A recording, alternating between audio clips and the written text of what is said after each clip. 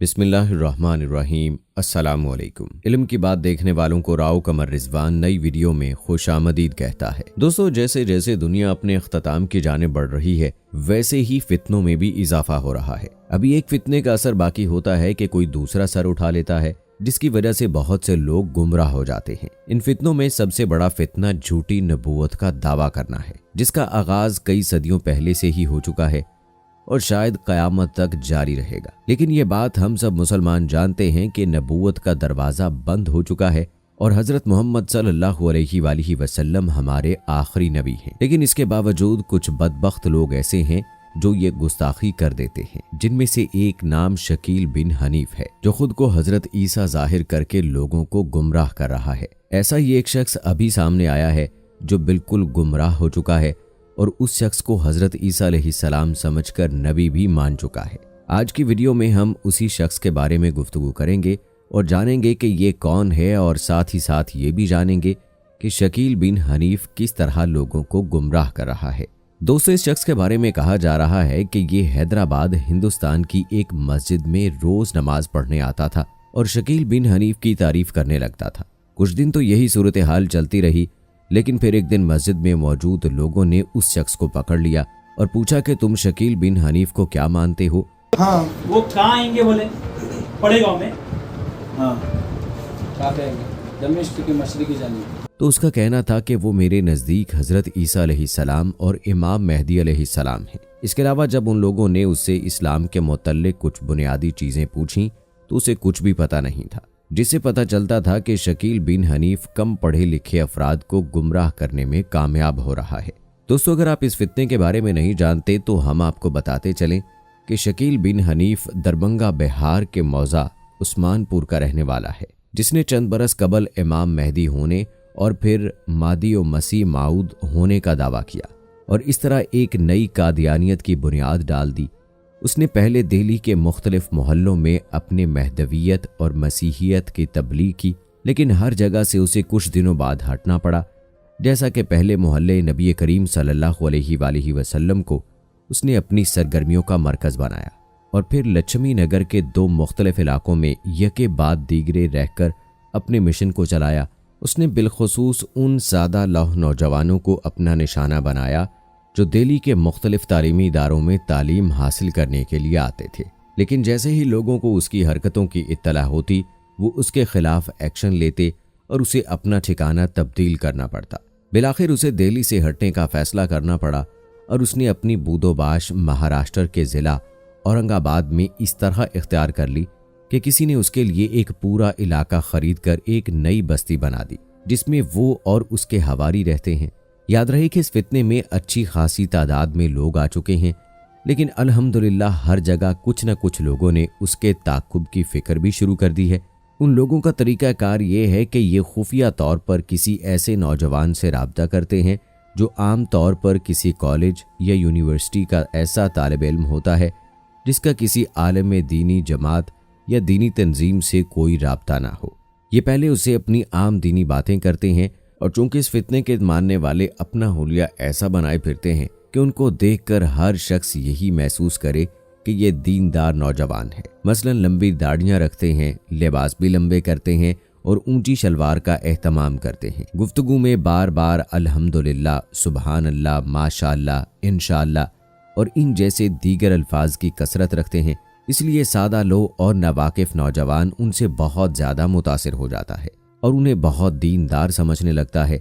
ये तासुर कायम करने के बाद ये अपना मुखातिब से अलामात क़यामत का तज़किरा करते हैं और उनके मसद्दाक नए इंकशाफात, नई इजादात और दुनिया के बाज़ हालात व वाक़यात को करार देते हैं। और इस दरमियान ये बहुत होशियारी के साथ ये कोशिश भी करते हैं कि अपने मुखातिब के जहन में उलमा की तस्वीर ऐसे बना दे कि वो उनकी किसी बात की तस्दीक उलमा से कराने की ज़रूरत ही न समझे। मसलन ये कहते हैं कि उलमा को अलामात क़यामत का कुछ इल्म नहीं होता, इसलिए कि उन्हें ज़माना तालिब इल्मी में ये हदीसें पढ़ाई नहीं जाती। उन्हें बस हदीस की किताबों के चंद मुंतखब अबवाब पढ़ा दिए जाते हैं जिनका ताल्लुक़ नमाज और रोज़ा जैसे मसाइल से होता है, ताकि ये किसी मस्जिद के इमाम या किसी मदरसे के मुदर्रिस बन सकें। उनका मुखातिब जो अब तक उनके दीनदार होने का तासुर रखता है, یہ باتیں سن کر ان کو دین کا ایسا ماہر بھی سمجھنے لگتا ہے جو علماء سے زیادہ دین کو جاننے والا ہے، اور اب اس کا حال یہ ہوتا ہے کہ یہ اسے جو بتا دیں وہ اس پر یقین کر لے۔ اس کے بعد یہ لوگ انہیں باور کراتے ہیں کہ دجال کی آمد ہو چکی ہے۔ وہ امریکہ اور فرانس کو دجال بتاتے ہیں اور کہتے ہیں کہ رسول اللہ صلی اللہ علیہ وآلہ وسلم نے ایک حدیث میں بتایا تھا کہ دجال کی پیشانی پر کافر لکھا ہوگا۔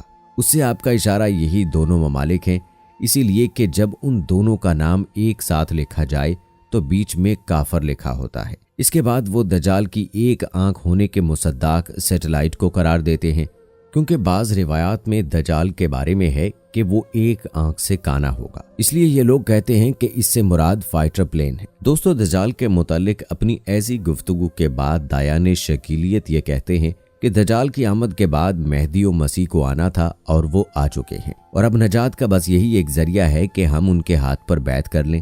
اگر مخاطب بہت سادہ لو ہوتا ہے اور یہ خواہش ظاہر کرتا ہے کہ مجھے بھی اس سفینہ نجات میں سوار ہونا ہے، تو اسے عام طور پر پہلے صوبائی امیر کے پاس بھیجا جاتا ہے۔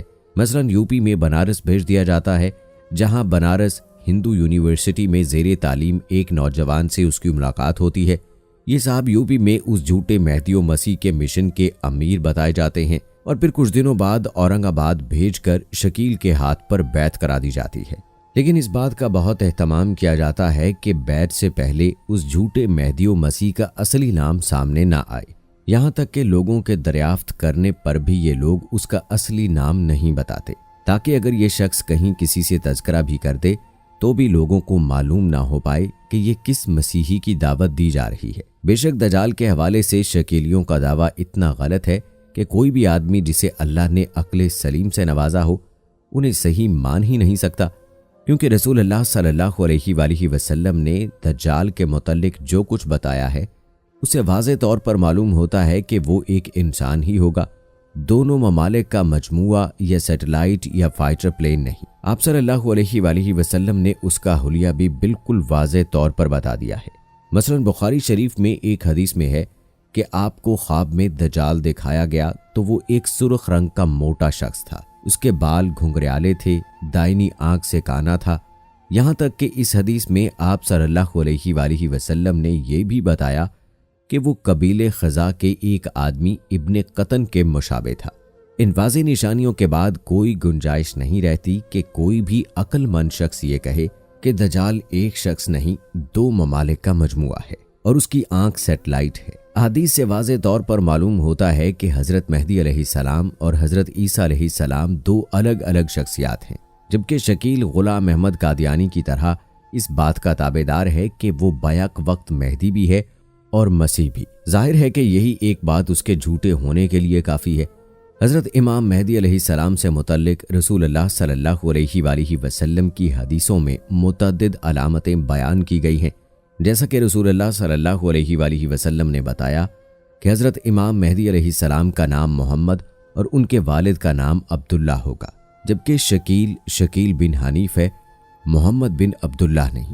اس کے علاوہ رسول اللہ صلی اللہ علیہ وآلہ وسلم نے یہ بھی بتایا تھا کہ مہدی آپ ہی کی نسل سے ہوں گے اور اس کا سلسلہ نسل حضرت فاطمہ رضی اللہ تعالی عنہا تک پہنچے گا، جبکہ شکیل کا اس خاندان اور نسل سے کوئی تعلق نہیں ہے، بلکہ وہ خود ہندوستانی نسل کا ہی ہے۔ جی تو دوستو، یہ تھی ہماری آج کی ویڈیو۔ امید کرتے ہیں کہ آپ کو پسند آئی ہوگی۔